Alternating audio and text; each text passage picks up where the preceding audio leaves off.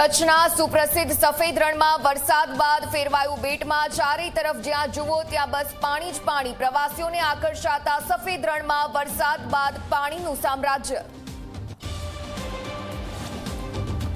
સુરતના લિંબાયત વિસ્તારમાં મીઠી ખાડીના ફરી વળ્યા પાણી। કમરૂનગરમાં એક મહિનામાં ત્રીજી વાર બગડી સ્થિતિ। ઘર દુકાનોમાં પાણી ઘૂસતા જનજીવન અસ્તવ્યસ્ત। સુરેન્દ્રનગરમાં ઉપરવાસમાંથી આવ્યા આફતના પાણી। દાડોજિયા ગામે પ્રસૂતાના જોડીમાં નાખી અને લઈ જવામાં આવી હોસ્પિટલ, તો સુલતાનપુર ગામે 16 જેટલા શ્રમિકો ફસાયા પાણીમાં। ભરૂચના શ્રાવણ ચોકડી વિસ્તારમાં પાણી ઓસરતા રસ્તાની દયનીય સ્થિતિ સામે આવી। ખખડધજ રસ્તાઓથી વાહન ચાલકોને અપાર તકલીફ। રસ્તાઓનું જલ્દી સમારકામ થાય તેવી લોકોની માંગ।